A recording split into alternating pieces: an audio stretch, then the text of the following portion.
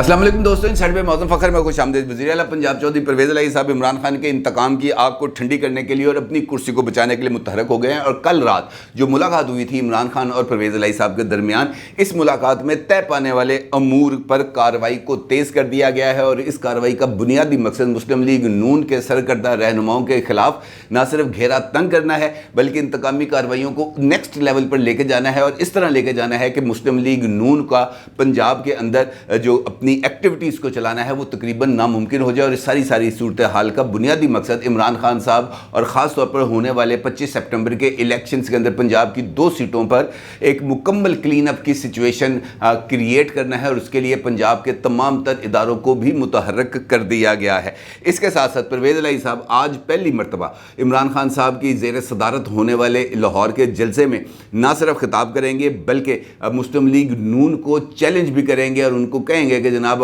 आप में दम है तो आप मैदान में आकर उतरें और आकर दिखाएं। और ये चैलेंज यकीनी तौर पर मुस्लिम लीग नून को अब संजीदगी से लेना पड़ेगा, क्योंकि मुस्लिम लीग नून अभी तक पंजाब की हद तक या मरकज़ की हद तक भी अब वो एक्टिविटीज़ जनरेट नहीं कर पा रही जो उसको करनी चाहिए थी इमरान खान साहब को साइड लाइन्स पर करने के लिए और उसकी जगह पर अपने नैरेटिव को आगे बढ़ाने के लिए। इसके साथ साथ मर्द हुर जनाब आसिफ अली जरदारी साहब के हवाले से भी कुछ खबरें आ रही हैं। और ख़बरें ये हैं कि वो एक मरतबा फिर तख्ते लाहौर मिशन के लिए सरगर्म हो गए हैं। और वो अगले हफ्ते ना सिर्फ लाहौर आ रहे हैं, बल्कि लाहौर आने के बाद वो तख्ते लाहौर मिशन की तकमील के लिए सरगर्म भी होंगे और परवेज़ इलाही साहब को फ़ाइनल कॉल देंगे, जिसके नतीजे में कुछ ऐसी तब्दीलियां हो सकती हैं, कुछ ऐसे फ़ैसले हो सकते हैं जो परवेज़ इलाही साहब के चीफ़ मिनिस्टर बतौर चीफ़ मिनिस्टर खदमात या फ़राइज़ को कंटिन्यू करने के रास्ते में कुछ रुकावट पैदा कर सकते हैं। और चूँकि अब हुक्मरान इत्तेहाद को इस बात का एहसास हो गया है कि जनाब हर एक जो ना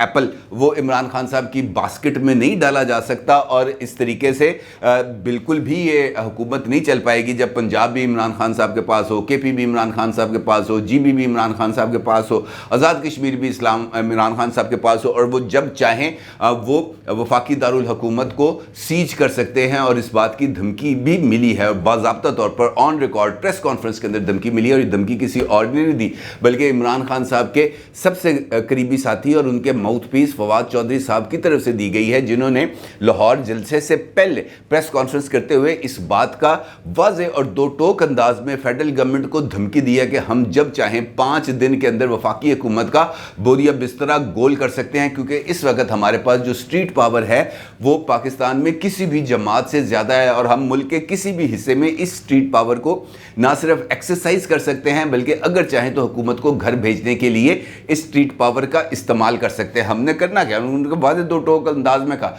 हमने करना क्या, हमने तो सिर्फ 4 जो एरियाज़ हैं जहां से इस्लामाबाद का मुल्क के दीगर हिस्सों के साथ रब्ता होता है वहां पर जाकर बैठ जाना। हम इस्लामाबाद में नहीं दाखिल होंगे, हम पंजाब की हदूद में रहेंगे, हम केपी की हदूद में रहेंगे। लेकिन उसके नतीजे में फेडरल दारुल हुकूमत का इस तरीके से मुहासरा किया जा सकता है कि फेडरल गवर्नमेंट के लिए चलना ही मुमकिन ना रहे। और उसके नतीजे में जो दबाव बढ़ेगा वो दबाव हुकूमत को घर भेजने पर मजबूर कर देगा। अब अगर इस बयान को देखें तो यह बयान अपने अंदर बहुत ही ज़्यादा सेंसिटिविटी रखता है, क्योंकि पहली मरतबा इस बात का पाकिस्तान की किसी भी सियासी जमात की तरफ से ये ऐलान आया है कि वो वफाकी दारुल हुकूमत का मुहासरा कर ले। ये कुछ जंग नहीं जारी जहाँ पर फ़ौजें पुराने ज़माने में होते थे ना, किले होते थे, जब हमलावर होती थी बैरूनी क़ुव्वतें तो वो लोग किला बंद हो जाते थे और वहाँ पर अपने आप को महफूज समझते थे, जिसके बाद जो बैरूनी दुश्मन होते थे वो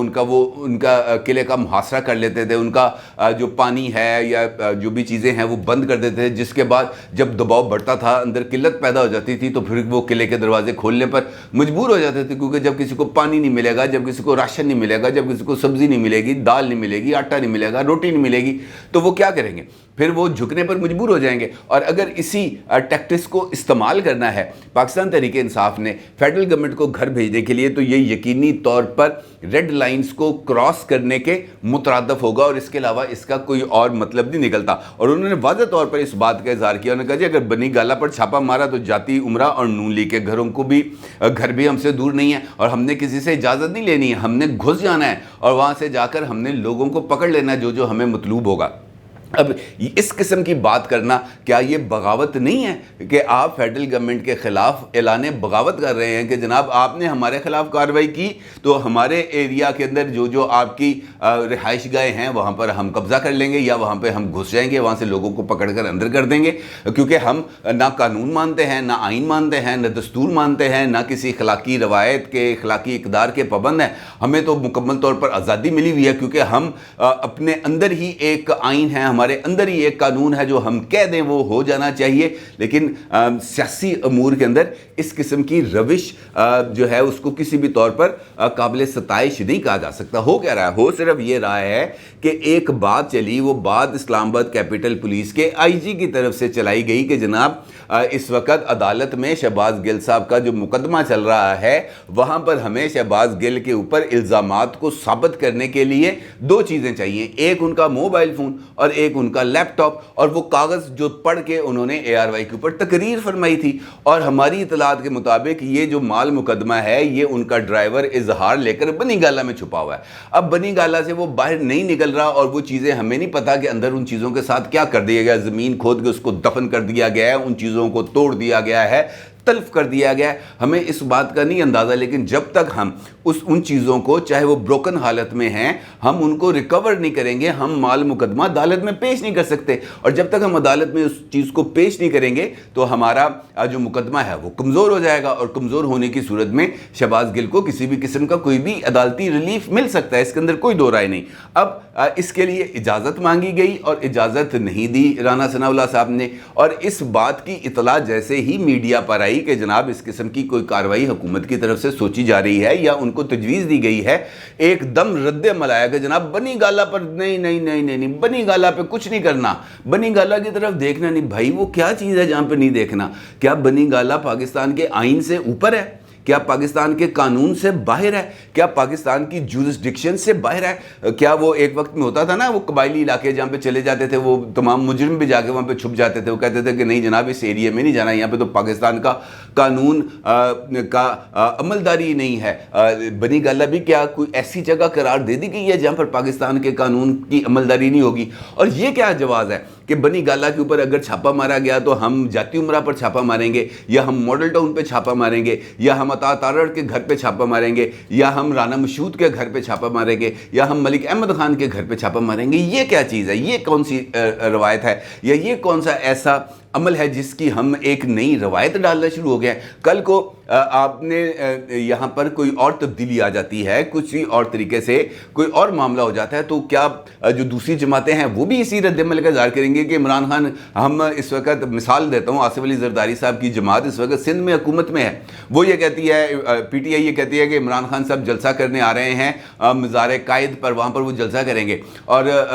پیپلز پارٹی کی گورنمنٹ کہتی ہے کہ نہیں ہم عمران خان کو صوبہ بدر کرتے ہیں, وہ سندھ کی حدود میں داخل نہیں ہو سکتا. تو یہ کون سی روش ہے اگر ہم اس کے اوپر عمل درآمد کرنا شروع کر دیں گے؟ تو اس قسم کی جو دھمکیاں ہیں یہ ہے وہ معاملات جن کے اوپر نوٹس لیا جانا چاہیے, جن کے اوپر کارروائی کرنا چاہیے. یہ وہ معاملات نہیں جہاں پہ ستو پی کے سو جاؤ, جس طریقے سے پہلے مختلف معاملات میں ہوا ہے کہ جناب اعلان کیا جاتا ہے کہ عمران خان کے خلاف 25 مئی کے واقعات کے اوپر بغاوت کا مقدمہ درج کیا جائے گا. فیڈرل کیبنٹ کی ایک کمیٹی بن جاتی ہے جس کے اندر رانا ثناء اللہ صاحب شامل ہوتے ہیں,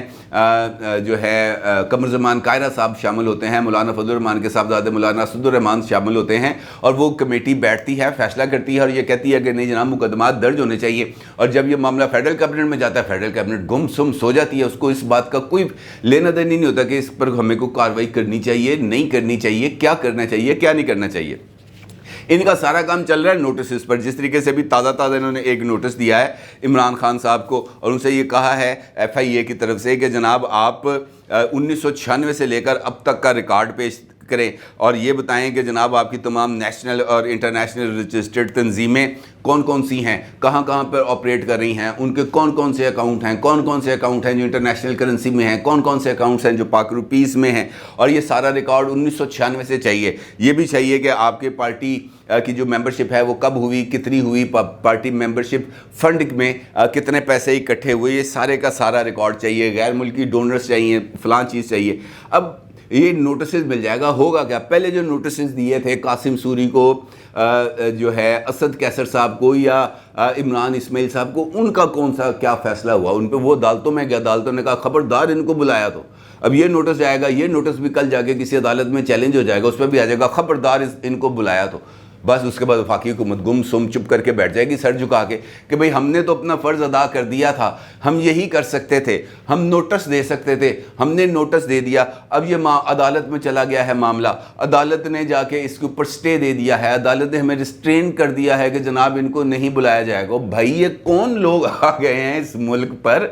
یہ کہاں سے نازل ہو گئے ہیں جن کے اوپر ملک کا قانون اور آئین جب ان کے خلاف کارروائی کی بات ہوتی ہے تو وہ لمحے پڑ جاتے ہیں, وہ سو جاتے ہیں, وہ ان کو ایک دم سے پتہ نہیں کون کون سے خیالات آنا شروع ہو جاتے ہیں. اس کی خوف کی وجہ کیا ہے آخر کار؟ پتہ تو چلے کیا معاملہ ہے. ان کے خوف کی وجہ میری نظر میں صرف اور صرف سوشل میڈیا,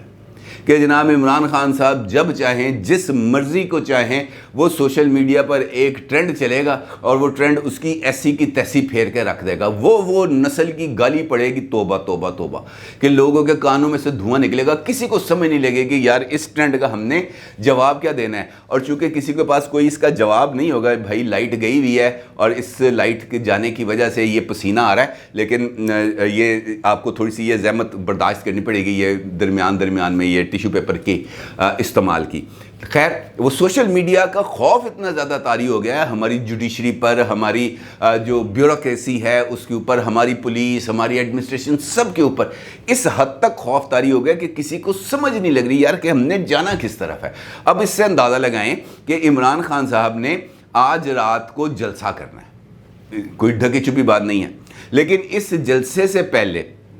اسٹیٹ لائف جو ہے وہ جو انشورنس کمپنی یا کارپوریشن آف پاکستان ہے, اس نے اپنا 50 سالہ تقریبات کے طور پر انہوں نے اپنا جو ایک ان کا پرانا قدیمی جو ان کا اینتھم تھا, اے خدا میرے ابو سلامت رہیں, وہ انہوں نے وہ گانا جو ہے وہ جو ٹیزر یا وہ اشتہار وہ ایک مرتبہ پھر سوشل میڈیا پر اپلوڈ کر دیا اور اس کا ہیش ٹیگ کر دیا اے خدا میرے ابو سلامت رہیں. اب اس کے اندر تو کوئی بات نہیں ہے کیونکہ وہ ان کا جو بیسک بزنس تھیم ہے وہ اس کی عکاسی کرتا ہے. اب ہوا کیا کہ جیسے ہی یہ چیز اپلوڈ ہوئی ہے سوشل میڈیا پر, درجنوں کی تعداد میں, ہزاروں کی تعداد میں لوگوں نے اس کے اوپر ٹرینڈ پہ آ گئے. اب چونکہ وہ میرے ابو سلامت رہیں والی بات ہے اور اس ابو سلامت رہیں کو لے کر وہاں پر اس نسل کی ٹویٹ کی جا رہی ہے. اگر آپ اس کے تھریڈ میں دیکھیں تو اب پتہ چلتا ہے کہ جناب باضابطہ طور پر کس کو ابو قرار دیا جا رہا ہے موجودہ, اور کس کو قرار دیا جا رہا ہے کہ وہ بچے ہیں جو کہہ رہے ہیں, دعا مانگ رہے ہیں کہ میرے ابو سلامت رہیں. اب آپ میری بات سمجھ جائیں کہ کہاں پر بات کی جا رہی ہے. اس کا مطلب یہ ہے کہ یہ جو ان کے ہاتھ یہ اس طرح لگ گیا ہے نا, یہ اس کے ذریعے کسی کی گردن اتار دیں, کسی کی ٹینڈ کر دیں, کسی کی حجامت بتا دیں, ان کو کسی کو کوئی لینا دینا نہیں ہے. یہ صرف اور صرف اس بات کا ثبوت ہے کہ جناب ہمارے پاس اب یہ سوشل میڈیا کی طاقت آ گئی ہے اور اس طاقت کے ذریعے ہم کچھ بھی کر سکتے ہیں. یہ میں نے آپ کو مثال دی ہے, ان کا بیچارہ انہوں نے اپنی 50 سالہ تقریبات کا آغاز کر دیا ایک اشتہار کے ذریعے جو ان کی بزنس ٹیگ لائن تھی, اور وہ انہوں نے اپلوڈ کر دی, جس کے بعد نیچے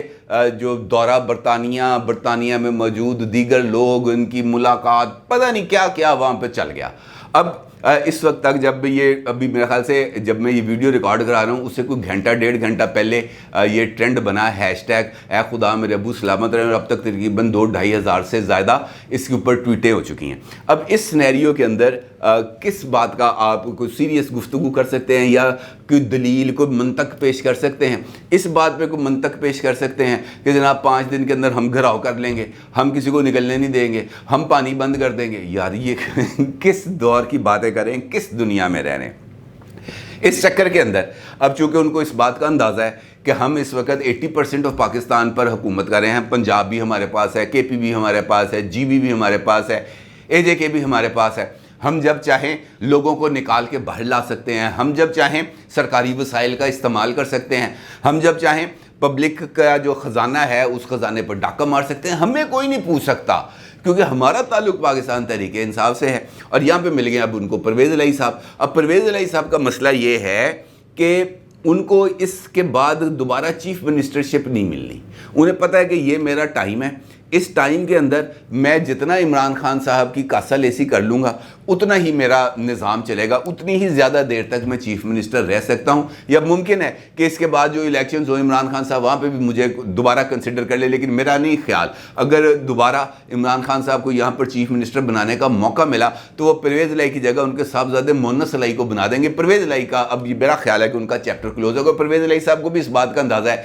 कि ये आगे शिफ्ट हो रही है अब चीज़ें मोहन्नस इलाही साहब की तरफ, लिहाजा वो अपनी हर मीटिंग के अंदर मोहन्नस इलाही साहब को लेके भी जाते हैं, उनको आगे भी बढ़ा रहे हैं। ये सूरत हाल जो पंजाब में हो रही है इस वक्त, ये मुस्लिम लीग नून के लिए और इत्तेहादी हुकूमत के लिए काबिल कबूल नहीं है, लेकिन वो इस वक्त बेबसी की एक सिचुएशन में है। ना वो कोई नैरेटिव बना सकते हैं, ना वो कोई नई चीज़ लेकर सामने आ पा रहे हैं। अगर आप देखें तो इमरान खान साहब की इस सारी सूरत हाल का जवाब कौन दे रहा? कोई जवाब नहीं दे रहा, खामोशी तारी है मुकम्मल तौर पर। ना लंदन में नवाज शरीफ साहब बोल रहे हैं, ना लाहौर में मरीम साहबा बोल रही हैं। शहबाज शरीफ साहब अगर बोलें भी तो वो ऐसा फ़लसफ़ा बोलते हैं जो मेरे जैसों के ऊपर से भी गुजर जाता है। कुछ समझ नहीं आती वो कहना क्या चाह रहे हैं, पैगाम क्या दे रहे हैं, किस चीज़ को लेके आगे बढ़ रहे हैं, उनका अपना विजन क्या है, उनकी अपनी पॉलिसी क्या है, वो किसी को कुछ इस बात का अंदाज़ा नहीं है। लिहाजा इमरान खान साहब को इस हवाले से कम मीडिया के प्लेटफॉर्म्स के ऊपर उनको मुकम्मल आज़ादी हासिल है कि वो जो चाहे वो कह सकते हैं, वो जो चाहे कर सकते हैं, क्योंकि उसका काउंटर किसी तरफ से नहीं हो रहा। अब इनकी जो हुक्मरान इत्तेहाद है इसकी तमाम तर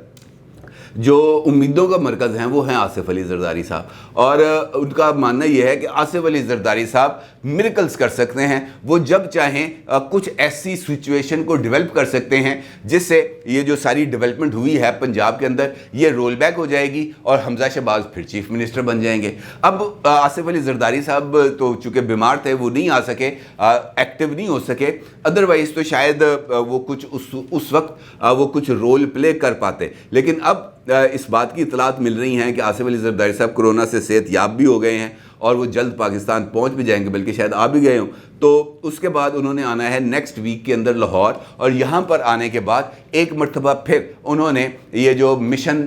तख्ते लाहौर है इसके ऊपर काम का आगाज़ करना है और इस मिशन तख्ते लाहौर को उन्होंने कामयाब करना है। फिर सवाल ये पैदा होता है कैसे करना है। अब इस वक्त जो गेम है वो मुस्लिम लीग नून के 10 MPs के हाथ में है, क्योंकि या तो PTI के लोग पीछे हट जाएं तब को बात हो सकती है, अब मज़ीद को 10-15 लोग इस्तीफ़ा दे दें या वो अपना वोट देने के लिए गैर हाज़िर हो जाएं। गैर हाज़िर होने की सूरत में वो डी-सीट हो जाएंगे और उसके बाद फिर 1 महीने बाद 2 महीने बाद दोबारा इलेक्शन होंगे, तो फिर वो जो टाइम फ्रेम रह जाएगा इक़्तिदार का हमजा साहब के पास वो 1.5-2 महीने का रह जाएगा। सूरत हाल ये है कि ये काफ लीग के 10 लोगों को दोबारा हटाया जाए, परवेज़ इलाही के कैंप से निकाला जाए और चौधरी शुजात के कैंप में डाला जाए, और इसके लिए हर एक हरबा इस्तेमाल किया जाए, क्योंकि ये वो टाइम नहीं है जहाँ पर चौधरी शुजात हुसैन साहब एक डिक्लेरेशन देंगे कि जनाब ये 10 के 10 लोगों को डी-सीट कर दिया जाए। ये वो टाइम नहीं है अभी। अब सिर्फ ये सूरत हाल है कि वो 10 में से 5 या 10 में से 8 लोग वहाँ से निकलें उस कैंप से और वो चौधरी शुजात हुसैन साहब के कैंप में आएँ, और उसके बाद जो परवेज़ इलाही साहब हैं उनके ख़िलाफ़ नो कॉन्फिडेंस मोशन जाए और उस नो कॉन्फिडेंस मोशन के ऊपर वोटिंग हो और उस वोटिंग के नतीजे में चौधरी परवेज़ इलाही साहब घर जाएँ। अब इसके लिए इस फार्मूले पर आसिफ अली ज़रदारी साहब ने ना सिर्फ मुतहरक होना है बल्कि उन्होंने लाहौर आकर इसके ऊपर को काम करना है और देखना यह है कि वो अपने इस मिशन में इस मरतबा कामयाब हो पाएंगे या नहीं। अपनी राय का ज़रूर इज़हार कीजिएगा। आपका बहुत शुक्रिया। अल्लाह हाफ़िज़।